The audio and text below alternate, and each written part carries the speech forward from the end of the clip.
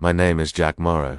Back in the fall of 1999, I was stationed as a technical officer aboard a deep-sea mining platform known as Thalassa 7. She wasn't just any rig. Thalassa was a floating fortress of steel, sensors, and silence, anchored in the vast Atlantic, some 200 miles off the coast of the Azores. She sat atop a trench that stretched 7 miles into the black, deeper than Mount Everest is tall. On paper, we were there for resource extraction. Rare earth metals, subsea gas, manganese nodules, that kind of thing. But Thalassa wasn't built just for mining. She was a prototype, a testbed for deeper ambitions, a place to push human presence where it had never truly belonged. We had a crew of 28 scientists, engineers, machine techs, security staff. Everyone on board was either highly trained or highly paid. Some of us were both. Most of us were expendable. I was there because I knew how to fix what couldn't afford to break, and for months, we drilled, we mined, we mapped the seafloor in ultra-high resolution, cataloging rock formations that hadn't seen sunlight in over 1 billion years. The pressure outside could turn bone to powder in seconds, and yet, inside, life continued. Stale coffee, flickering monitors, maintenance logs, the rhythm of routine. But there was always something strange about that trench. Even the oceanographers admitted it. The sonar would sometimes stutter, currents shifted in ways they shouldn't. And at night, or at least what we called night under artificial lighting, there were sounds, not mechanical, not geological, living sounds, clicks, groans, low, dragging pulses that echoed through the hull like something enormous was breathing beneath us. The first time we heard it, we thought it was a seismic shift. The second time, we knew it wasn't. We tried to log the anomalies, but the systems glitched, footage went missing, files were corrupted, and then came the disappearances. First, it was a drone. Then, one of the remote seabed crawlers, and then one of our divers.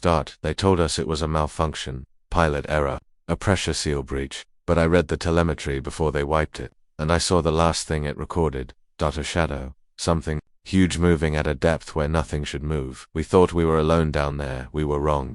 Life on the platform was routine. 22 of us lived and worked in rotation, extracting rare earth minerals from beneath the ocean floor. We ran shifts 24/7, with automated submersibles crawling miles below to grind the crust and suck up slurry. We'd celebrate minor milestones with canned beer and bad guitar.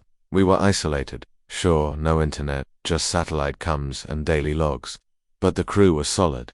There was Dr. Alina Ruiz, our marine biologist, studying the environmental impacts of our mining. Briggs, the grizzled foreman who'd seen every disaster a rig could offer. And Miles, my closest friend on board, our lead rove pilot, a genius with the controls and the only one who could make the bots dance through those narrow rock corridors, like they had a mind of their own. That it was just another Wednesday when we lost contact with Crawler-3. The feed went black at 3:17 hours, no warning, no glitches. 1 second it was transmitting high-res footage of the trench wall, the next, just static and a rising pitch like distant metal groaning.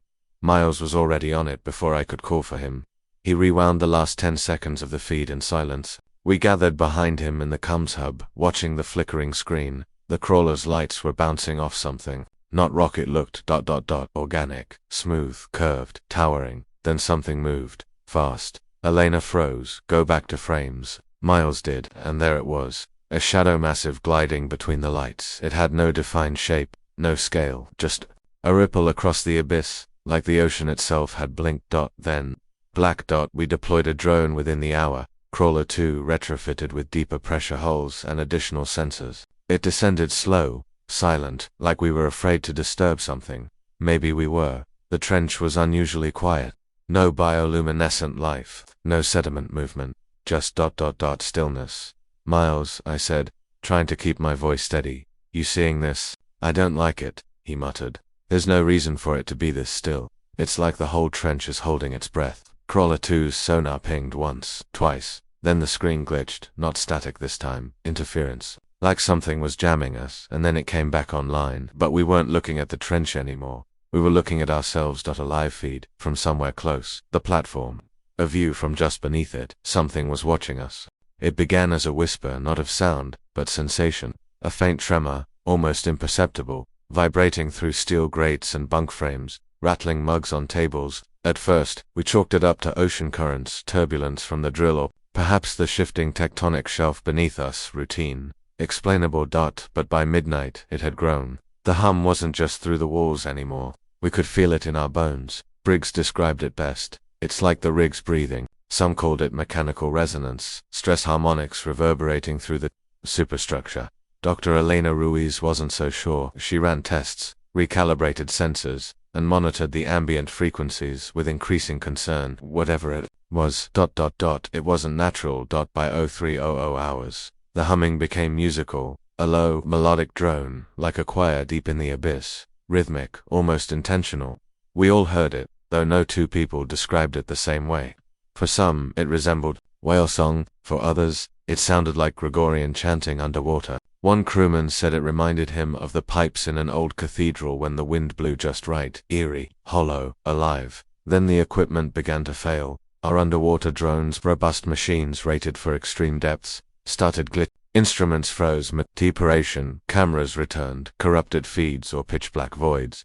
Drones reported phantom contacts, brief flashes of sonar echoes that vanished the moment we tried to isolate them. Heat sensors picked up signatures that had no source, drifting slowly past our position like underwater phantoms. Crawler 5. Our backup drone reported extreme pressure spikes, then silence. It never came back. At 0412, Briggs, who'd volunteered for night watch, sounded the alarm. We found him pale, clutching the railing of the observation deck, eyes wide. He swore he saw a shape beneath the platform, a silhouette so massive it darkened the seafloor. Fluid lights, no scales, no detail, just a hulking void moving with impossible grace. He compared it to a leviathan, something ancient, something patient. We reviewed the security footage, nothing, just static. Most of us dismissed it. Stress, hallucination.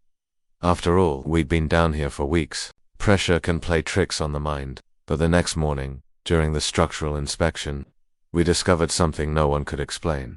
One of the rig's support pillars, a solid steel cylinder, 3 feet thick and reinforced to withstand tectonic shock, was bent, not cracked, not fractured, bent. It bowed inward like something had gripped it, like fingers curling around a straw. Briggs didn't sleep that night. Neither did I. Elena isolated the hum's frequencies. They were still there, pulsing in deep, deliberate intervals, almost like sonar, but no marine creature matched the pattern. Not squid, not whales, not anything in the known ocean. She showed us the spectrogram. The pulses weren't random, they were structured, repeating a sequence. She thought. No, she knew that something was calling, a signal or a warning, maybe both. The humming never stopped, and we were no longer alone. July 16, 1999, we struck gold, quite literally. The extraction core breached the crust and hit a dense node. Gold veins laced with cobalt and rare earth elements, neodymium, europium, terbium, the kind of payload that turns companies into empires. Chatter lit up with cheers and laughter. Even the usually reserved Briggs cracked a smile. We toasted that night, cheap beer, canned peaches, and the thrill of purpose fulfilled. But not everyone celebrated. Elena stood in the corner of the mess hall, clutching her notepad like a lifeline, her expression unreadable. Later, she pulled me aside. It's not just minerals down there, she whispered. That vent system we drilled into, it's prehistoric, entirely sealed off from sunlight, maybe since before mammals evolved. She was pale, sweating. She showed me data graphs, sonar, bursts, a time-lapse of the hum's frequency patterns. They were getting louder, more complex, climbing in frequency like a living thing agitated. We woke it up, she said. Whatever it is. I wanted to believe she was just sleep-deprived, but then the tremors started at first. Subtle. A thud here, a quiver there. We assumed it was subfloor collapse. Normal for this kind of work. But within hours, the quakes intensified. Whole sections of the rig shook. Coffee mugs shattered. Metal beams groaned like dying animals. Lights flickered on and off like strobe warnings. Red alarms flared across the command console.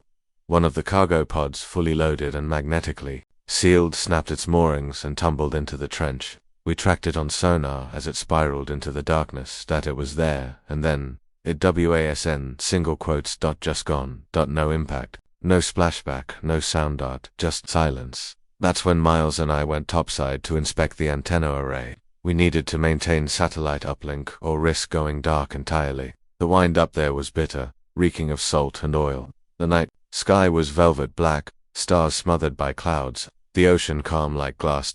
We were halfway across the catwalk when the surface broke. It breached only for a second, but it felt like time stopped. A wall of water erupted before us, almost in Slow motion, something massive tore free from the depths, jet black and gleaming under the floodlights, not smooth like a whale. No, this thing was armored like an ancient battleship dredged from a forgotten world. Its scales were jagged and wet with bioluminescence, a constellation of eerie blue and green lights blinking across its ridged spine. Along its back rose spine, sonar charts, and cryptic anomalies from the deep. She kept muttering to herself, "We didn't find the ocean's floor. We found its door and we kicked it open. We had disturbed something that had ruled those depths long before humans lit fires on land, and now it was awake." The rig was divided. Half the crew, engineers, techs, and a few of the younger geologists were done. They packed bags, printed emergency departure forms, and begged Briggs to contact corporate for an immediate evac. Alina was one of them. Her hands trembled when she spoke, her voice hoarse from hours without sleep. "We are guests in a world we don't understand," she told Briggs, "and we've overstayed our welcome." But Briggs wasn't hearing it. "We've got tens of millions in tech tethered to the trench," he snapped. "Crawler drones, seismic mappers, a third of our extraction gear. You want to abandon all that because of a fish story?" He pulled rank. Corporate backed him. They always do. They authorized lockdown protocol. Nobody leaves until an official extraction. Team arrives in 72 hours. That was the number they gave us. 3 days. Just 3 more days. But by then, most of us already knew we wouldn't make it that long that night. The creature returned. Not subtle this time. Not silent. At 2:13 hours, the rig lurched sideways. Sirens screamed across the decks. Red strobes flashed. We thought it was another quake until the ballast control deck lit up with critical damage alerts. One of the aft tanks, a steel-reinforced container the size of a 2-story house, had ruptured.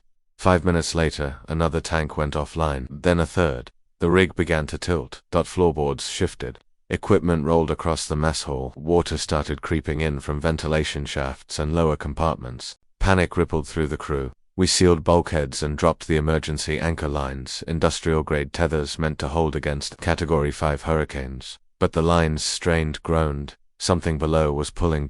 Briggs barked orders, trying to manually stabilize the ballast systems. His voice echoed through the intercom, equal parts command and desperation. Miles scrambled between decks, trying to reset blown fuses. Alina and I sprinted to the sonar control room, hoping to reboot the sensor net and get eyes on whatever was attacking us. We rerouted power, overrode the corrupt code from earlier crashes. The screens came alive one by one, blinking blue, scanning the trench. And then we saw it. The monster. It was no shadow this time, no glitch, no sonar ghost. It was real, a body easily 400 feet long, maybe more, rising from the trench like a submarine from hell. Its hide wasn't just black, it was obsidian, iridescent in patches, like oil floating on water. Thick armored plating ran across its spine and overlapping slabs, each the size of a truck. The creature didn't swim, it crawled, undulated, its movements alien and hypnotic. Tentacle-like fins rippled from its flanks, coiling and uncoiling in unnatural ways, some dragging against the seafloor, others brushing against our anchor lines like fingers, tapping on glass. But it was the mouth that froze us in place. It opened sideways, not like a shark, like something from a different tree of life entirely, a vast slit that unzipped across, its lower jaw revealing rows of jagged, inward-facing teeth, layers upon layers. Behind them, a flicker of blue, glowing, shifting, as if the creature's insides were filled with electric storm. Miles, still panting from his sprint, aimed his helmet cam at the monitor and started recording. For a second, just a second, it worked. But then the screens began to glitch. First 1, then 3, then all of them. The sonar warped. The audio scrambled. Miles' recording corrupted. In real time his system crashed. Even his handheld camcorder, fully analog, emitted a high-pitched whine and shut off. It was like the thing knew we were watching. Like it felt our gaze. Alina backed away from the console, whispering, "It's not just intelligent. It's aware." The rig shuddered again, harder this time. One of the crane arms twisted inward like a snapped twig. Steam hissed from ruptured pipes. Metal groaned all around us. From the deck above, someone screamed. Then another voice on the radio panicked. "It's climbing the pillars, it's on the structure." Briggs tried to keep everyone calm, but there was no authority left in his voice. The creature was no longer circling, that it was coming up. We were out of time, and Alina knew it. After the second attack, she locked herself in the biology lab for nearly 12 hours. When she emerged, she was pale, drawn, and trembling, but her eyes were sharp, determined. She gathered us in the operations bay, all who were left and still sane enough to listen. "It's not just some anomaly," she began, voice steady despite the chaos around us. "It's a predator, not just any predator, a superorganism, adapted over millions of years to thrive in complete darkness, under pressures that would crush steel, an apex lifeform perfectly evolved for the trench. And intelligent." She gestured toward a half-melted console. "It dissembled our sonar net with precision. It's avoiding our cameras. It knew exactly where to strike the rig ballast, tanks, anchor points. This isn't random. We've invaded its hunting ground.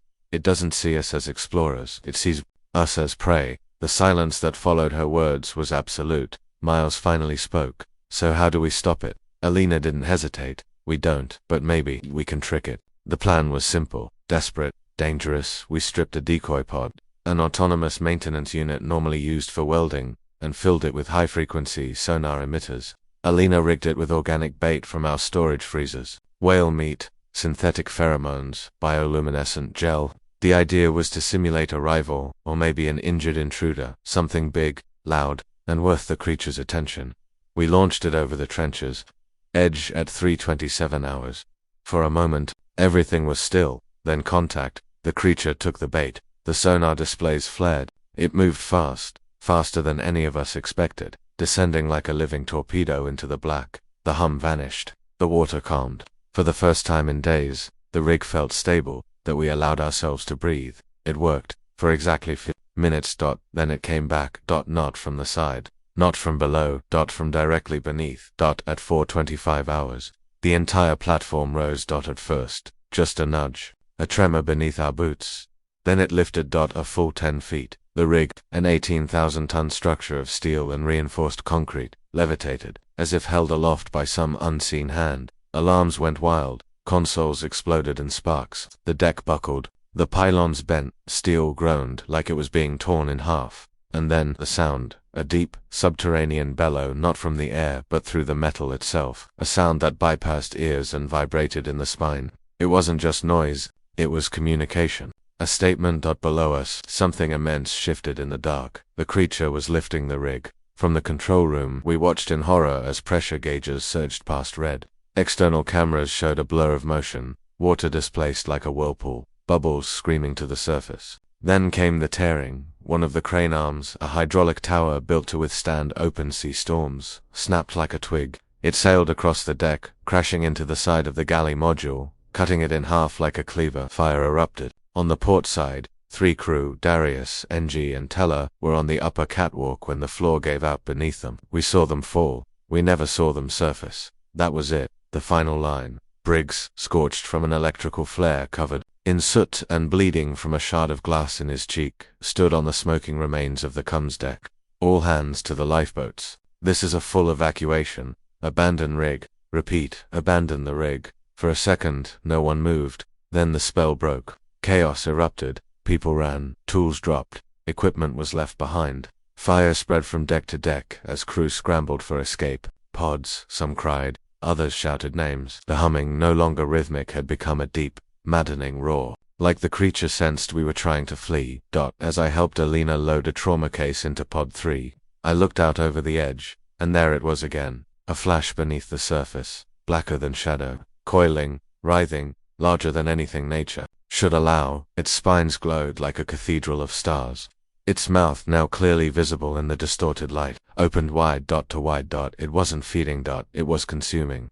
The entire sea was its territory, and we, our metal, our fire, our noise were the infection, and it had come to purge us.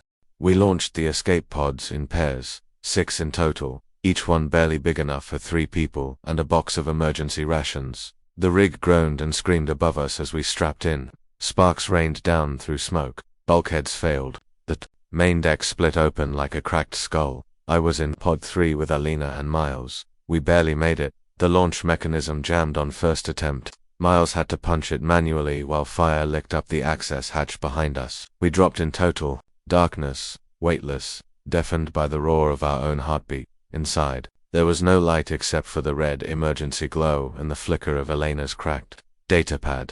That we descended. Through the narrow porthole, we watched the platform vanish into the abyss. first as a silhouette, then as a ruin, and finally, as prey. Thalassa 7, once the pride of deep-sea mining, was crumpling like paper, entire pylons bent inward, the crane arms twisted like antennae, fuel lines exploded into clouds of glowing oil and fire, illuminating the water in surreal, flickering, strobes. And then the creature. It rose from the trench like a living continent. It didn't strike, it embraced. Its massive, armored body coiled around the rig, slowly, carefully, like a mother wrapping around her nest. Its bioluminescent spines pulsed, gently, rhythmically, like breath. We saw its tail disappear into the deep and realized we had never seen its full length. We never would. Alina stared out the window, tears in her eyes. She whispered, "It's not just attacking, it's guarding." I looked at her, unsure what she meant. The vent system, the seismic activity, the trench. She trailed off. We didn't break into a mine. We broke into something ancient, something sacred. It was sleeping, and she never finished the sentence. We breached the surface at dawn. The sea was flat and silver, mirroring a blood-red sunrise. Smoke plumed from the waves where the rig once stood. There was no signal. The satellite uplinks were gone. No GPS, no beacon. Just open water. We drifted for 9 hours. No food. Barely enough water for 3 sips each. The emergency transponder blinked red, but no one came. Miles began to fade, fevered, shaking, muttering sonar strings under his breath like prayer. Alina held his hand and stared at the horizon like she was waiting for it to open again. When the rescue chopper finally came, we were barely conscious. A Coast Guard vessel had picked up a shortwave distress ping, corrupted, weak, and wrapped in static. They hauled us up with harnesses, wrapped us in blankets, and kept asking the same questions. What happened down there? Where's the rig? Why didn't you follow protocol? We told them pieces, just enough to sound sane. Truth was buried. Official reports cited structural failure due to seismic instability. That's what made the news. No mention of the creature, no footage survived. Miles's recordings were reduced to corrupted static, like the sea itself had erased the evidence. Thalassa 7 became a closed case. Insurance companies fought over liability. Lawsuits flew between nations and corporations like flocks of vultures, and somewhere deep in the archives, the sonar logs were sealed under non-disclosure by the company's legal team. We were gagged, labeled traumatized, reassigned to shore-based duties. The investigation faded. So did the headlines. And yet I remember, every night, I still hear the hum, low, rhythmic. It wakes me from sleep like it's still vibrating through steel beneath my bed. I see the spines glimmering in the dark, the sideways mouth, the black eye that watched us, not with malice but with warning. Alina left science. She moved inland, teaches high school now. Miles never really came back. His body survived, but his mind is still somewhere in that trench. That's for me. I don't talk about the ocean anymore. I don't go near it.